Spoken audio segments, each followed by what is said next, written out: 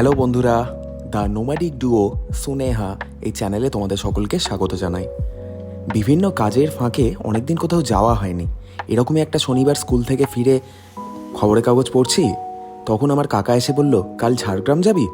আমিও দেখলাম রোববার আছে, যেমন ভাবা তেমনি কাজ। ও একদিন যে থাকতেই হবে এরকম তো কোনো ব্যাপার নেই, চট করে ঘুরে আসা যেতেই পারে। আমরাও প্ল্যান করে ফেললাম।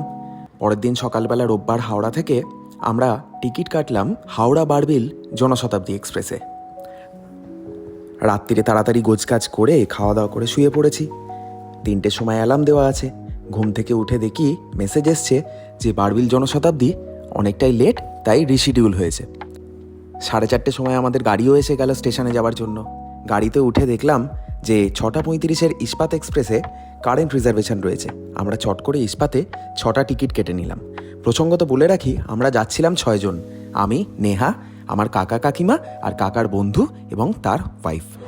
আমাদের আজকে এই ছোট্ট ট্যুরের যে প্রধান উদ্যোক্তা তাকে একবার দেখিয়ে দিই, তার সাথে একটু কথা বলে নেব যে হঠাৎ করে কিভাবে এই প্ল্যানটা করা হলো। আমি ইউটিউব সার্চ করে পেলাম চিল্কিগড়ের রাজবাড়ি আর কনক দুর্গা মন্দির, আর সাথে পথে যেতে যেতে খড়গপুর থেকে 14 কিলোমিটার বা ঝাড়গ্রাম থেকে 10 কিলোমিটার দূরে গুপ্তমণি মন্দির আছে, ওটাও দুর্গা মন্দির, ওটা শবদ্দের মন্দির। তো প্রায় 750 বছরের পুরনো। তো আমার দেখে খুব ভালো লাগলো, তাই আমি সবাইকে বললাম যে চলো জায়গাটা দেখে আসি। আর কনক দুর্গা মন্দির যেতে একটা জঙ্গলের মধ্যে দিয়ে যেতে হয়, যে জঙ্গলটা পুরো বনৌষধি গাছে ভরা, সেটা বন দপ্তর সংরক্ষণ করে রেখেছে, সেটাও দেখার বিষয় আছে। আর সঙ্গে ডুলুং নদী। এই আমার প্ল্যান, আজকে আমরা বেরিয়ে পড়েছি। তাহলে যাওয়া যাক, ওখানে পৌঁছে তারপর দেখা যাক। ওখানে পৌঁছে যাবো। আমরা এখন বসে আছি হাওড়া স্টেশনে। আমাদের যাওয়ার কথা ছিল 12021 বারবিল জনশতাব্দী এক্সপ্রেসে ঝাড়গ্রাম অবধি, কিন্তু ট্রেনটা রিশিডিউল হয়ে 11টায় ছাড়বে। তো আমরা রাস্তায় আস্তে আস্তে দেখলাম যে ইস্পাত এক্সপ্রেসে টিকিট রয়েছে কারেন্ট রিজার্ভেশন, তো আমরা কারেন্ট রিজার্ভেশন করে দিয়েছি। আর ইস্পাত ছাড়বে হচ্ছে 6:35 নাগাদ 22 নম্বর প্ল্যাটফর্ম থেকে। তো আমরা একটু টুকটাক চা জল টল খেয়ে এখন বসে আছি, কখন ট্রেন আসবে তার অপেক্ষা করছি।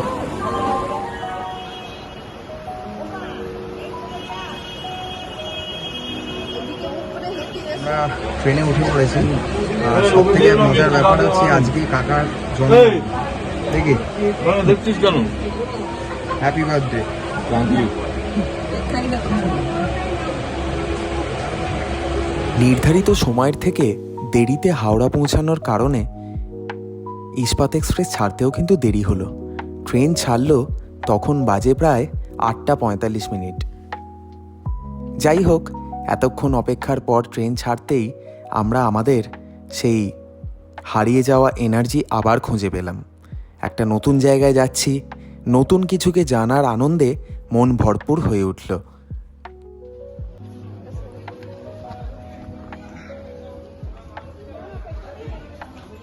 ঝাড়গ্রাম স্টেশনে যখন পৌঁছলাম তখন বাজে প্রায় 11টা।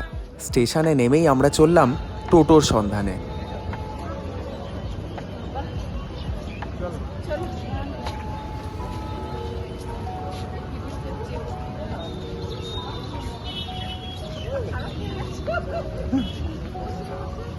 আমরা ঝাড়গ্রাম স্টেশনে পৌঁছে এই দাদার টোটোতে উঠে পড়েছি। দাদা, তোমার নাম কি?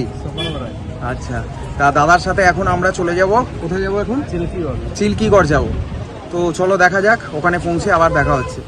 টোটোয় চড়ে আমরা এগিয়ে চললাম চিল্কিগড়ের উদ্দেশ্যে। অসাধারণ প্রাকৃতিক দৃশ্য চারপাশে, চারদিক সবুজে ভরা।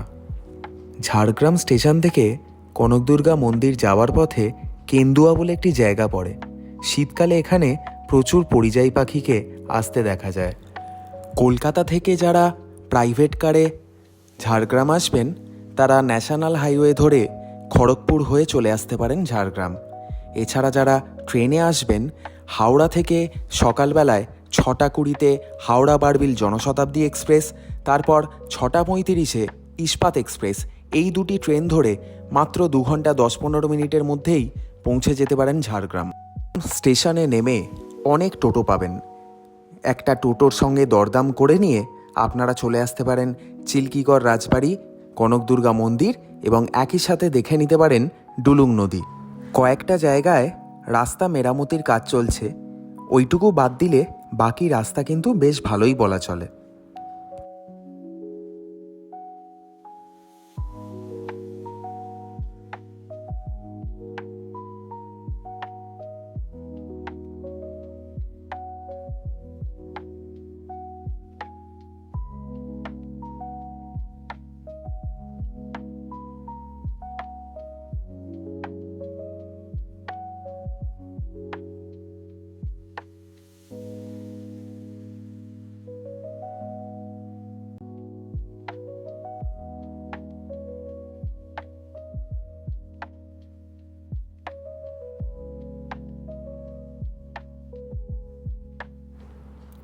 ঝাড়গ্রাম স্টেশন থেকে চিল্কিগড়ের কনকদুর্গা মন্দিরের দূরত্ব প্রায় 15 কিলোমিটার। টোটোয় চড়ে রাস্তার দুধারের প্রাকৃতিক সৌন্দর্য দেখতে দেখতে 40-45 মিনিটের মধ্যেই আমরা পৌঁছে গেলাম কনকদুর্গা মন্দিরে।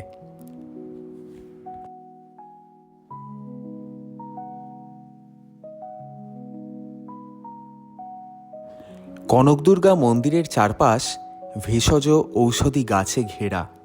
মন্দিরের একদম কাছাকাছি গাড়ি পৌঁছানোর কোনো ব্যবস্থা নেই, গাড়ি রাখতে হবে আপনাকে মেন গেটের কাছেই, আর তারপর জঙ্গলের মধ্যে দিয়ে হাঁটা পথ। তবে যারা বয়স্ক মানুষ তাদেরকে নিয়ে যাওয়ার জন্য অল্টারনেটিভ একটা রাস্তা রয়েছে, যেখান দিয়ে ব্যাটারি চালিত টোটো পৌঁছে দেবে তাদের। মা কনকদুর্গার সুপ্রাচীন এই মন্দিরকে ঘিরে থাকা যে উপবন, স্থানীয় মানুষজন তাকে অত্যন্ত পবিত্র বলেই মনে করেন। এই উপবনটি উভচর ও সরীসৃপ সহ বিভিন্ন প্রজাতির প্রাণীর আশ্রয়স্থল। কনকদুর্গা মন্দিরকে ঘিরে থাকা এই চিল্কিগড় পবিত্র উপবন পশ্চিমবঙ্গের বৃহত্তম উপবন। পশ্চিমবঙ্গ সরকারের বন দপ্তর এই জায়গাটিকে সংরক্ষণ করে রেখেছে।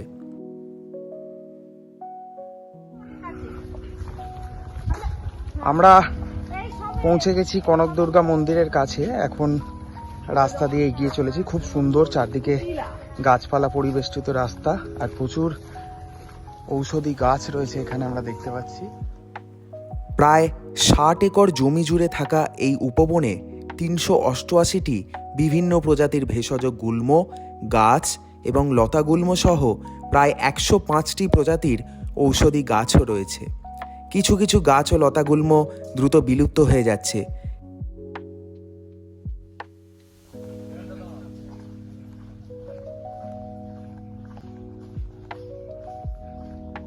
মা কনকদুর্গার সুপ্রাচীন এই ঐতিহাসিক মন্দিরটিকে ভর করে চারপাশের যেই উপবন, তাকে অত্যন্ত পবিত্র বলেই মনে করা হয়। এছাড়া উপবনটি উভচর ও সরীসৃপ সহ বিভিন্ন প্রজাতির প্রাণীর আশ্রয়স্থল। ঐতিহাসিকদের মতে প্রায় 500 বছরের পুরনো এই কনকদুর্গা মন্দির তৈরি করেছিলেন রাজা গোপীনাথ। কথিত আছে যে রাজা গোপীনাথ স্বপ্নে দেবী কনকদুর্গার দর্শন পেয়েছিলেন এবং তারপরেই তিনি এই মন্দির নির্মাণ করেন।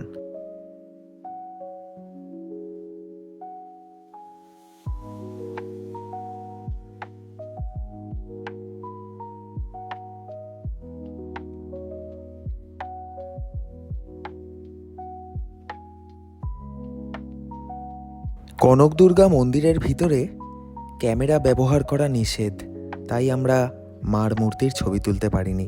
হয়তো আপনারা ইন্টারনেটে কোথাও কোথাও দেখে থাকবেন, তবে যে বিধিনিষেধ ওখানে ছিল আমার মনে হয়েছে তাকে মান্যতা দেওয়াটাই শ্রেয়, তাই আমি কোনো ছবি তুলিনি।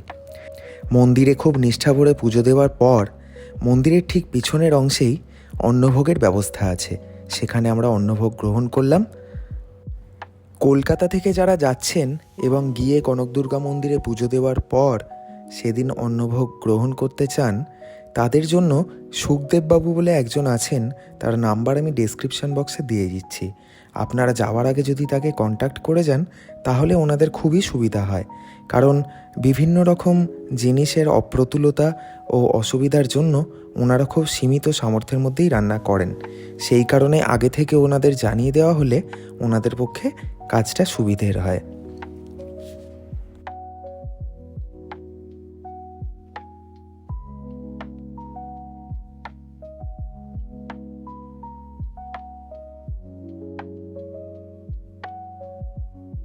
মন্দিরের পাশের রাস্তা দিয়ে আমরা নিচের দিকে নেমে গেলাম। আস্তে আস্তে এগিয়ে গেলাম ডুলুং নদীর তীরে।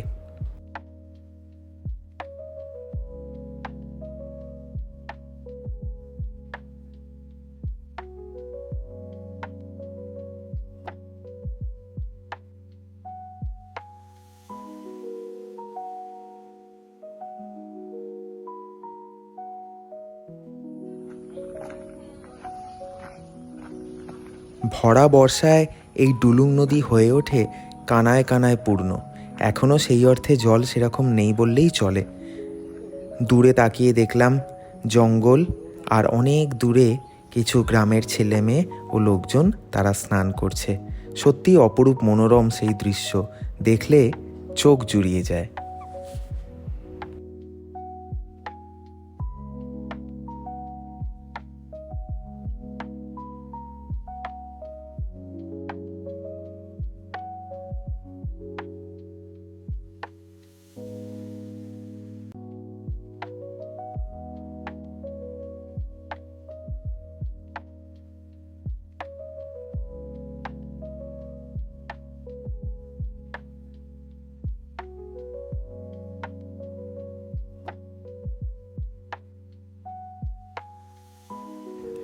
ডুলুং নদীর তীর থেকে উঠে আসতে সত্যিই ইচ্ছে করছিল না, কিন্তু চিল্কিগড় রাজবাড়ি যাওয়ার প্ল্যান ছিল।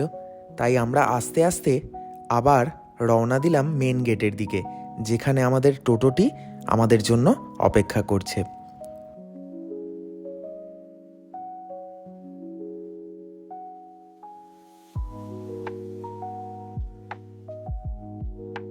কনকদুর্গা মন্দির থেকে বিদায় নিয়ে আমরা চলে এলাম চিল্কিগড় রাজবাড়িতে। রাজবাড়ির জীর্ণ দশা, এখনও তার কিছু অংশ বেশ ভালো অবস্থাতেই আছে।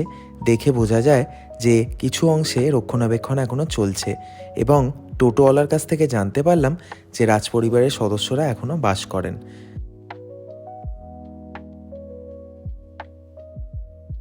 রাজবাড়ি চত্বরে ঢুকেই বাঁদিকে দেখতে পেলাম একটি মন্দির, যেটি কিছুদিন আগে সংস্কার করা হয়েছে। চিল্কিগড় রাজবাড়ি দেখার ফাঁকেই আকাশ ভেঙে নেমে এলো বৃষ্টি। এবার আমাদের ফেরার পালা। আর এত মুষলধারে বৃষ্টি যে যাওয়ার সময় বেশ ভয়ই লাগছিল। চারপাশে ধুধু করছে মাঠ, তার মাঝখান দিয়ে রাস্তা, আর অবিশ্রান্ত বর্ষার বর্ষণ। সত্যিই ভয় লাগছিল মাঝে মাঝে।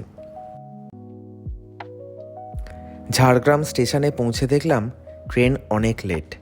বাধ্য হয়ে আমরা ঘাটশিলা থেকে আসা মেমুর টিকিট কাটলাম। সেই ট্রেনও অনেকটাই লেটে এলো। সেই ট্রেন ধরে আমরা রওনা দিলাম বাড়ির পথে।